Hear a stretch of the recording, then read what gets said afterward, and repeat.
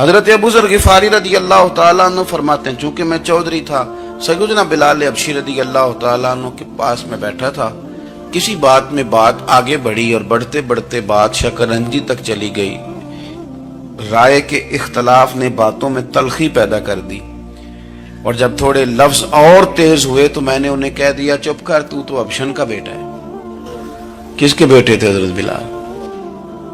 کہتے ہیں جب انہوں نے مجھے کہا تو میرا دل بڑا ٹوٹا، لیکن میں نے ارادہ کیا کہ میں نے حضور کی بارگاہ میں نہیں عرض کرنی، اب ہر بات کی ہم حضور کی بارگاہ میں شکایت کریں۔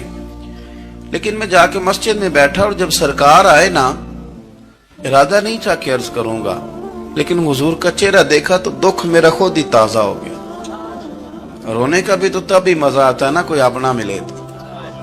فرماتے ہیں کہ میرے آنسو نہ بغیر اختیار کے چھلک پڑے اور میں کھل کے روئے، کھل کے۔ قربان جاؤں محبوب کے بھی حضور نے پاس نہیں بلایا، بلکہ نبی پاک اٹھ کے خود میرے پاس آئے اور مجھے کندھوں سے پکڑ کے سینے سے لگایا، اور جب میں کھل کے رو لیا تو حضور میرے آنسو پوچھنے لگے۔ کچھ شعر ایسے ہوتے ہیں جو کسی نے کہے ہوتے ہیں، اور کہنے والا جو ہوتا ہے وہ صاحب حال ہوتا ہے، تو اس میں کچھ خوبصورتی زیادہ ہی ہو جاتی ہے۔ ایک پنجابی کے شاعر ہمارے گجرات میں گزرے، بزرگ تھے، ان کا ایک شعر ہے، وہ کہتے ہیں ایک واری میری آنکھیاں چوں اونا نے اتھرو پونجے سن، ایک واری میری آنکھیاں چوں اونا نے اتھرو پونجے سن، ہن تے چسکا پہ گیا رونے دا۔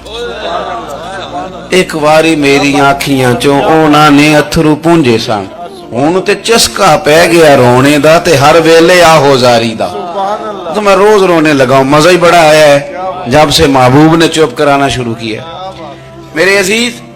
اور پھر حضرت بلال حبشی رضی اللہ تعالیٰ عنہ چونکہ حضور کے غلام تھے اور انہیں پتا تھا کہ سرکار میری ناز برداری کرتے ہیں، حضور نے چپ کرایا۔ فرمایا کیوں روتے ہو؟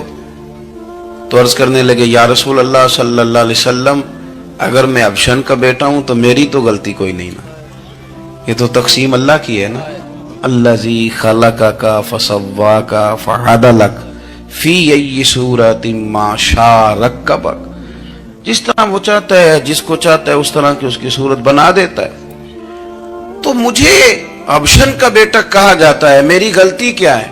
حضرت بلال نے بھی نہیں بتایا کس نے کہا، لیکن نبی پاک صلی اللہ علیہ وسلم نے کیا فرمایا؟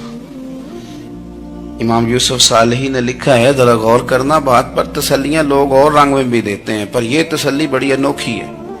حضور فرمانے لگے بلال اگر تو ابشن کا بیٹا تو پریشان کیوں ہوتا ہے؟ کالے رنگ والی ماں کا بیٹا ہے تو پریشان کیوں ہوتا ہے اگر تیری والدہ کا رنگ کالا ہے تو؟ عرض کی حضور آپ کیا فرمانا چاہتے ہیں؟ تو سرکار فرمانے لگے میں دو ماؤں کا بیٹا ہوں، ایک جناب آمنہ جنہوں نے مجھے پیدا کیا، اور ایک حضرت ام ایمن جنہوں نے میری پرورش کی، مجھے بڑا کیا۔ حضور فرمانے لگے میری ماں آمنہ کا رنگ گورا تھا اور میری ماں ام ایمن کا رنگ کالا ہے۔ تو فرمایا اگر تجھے کسی نے کالے رنگ والی ماں کا بیٹا کہا تو اسے کہہ دینا مدینے والی محبوب کے بھی تو ایک والدہ کا رنگ کالا ہے، تو کہہ دینا۔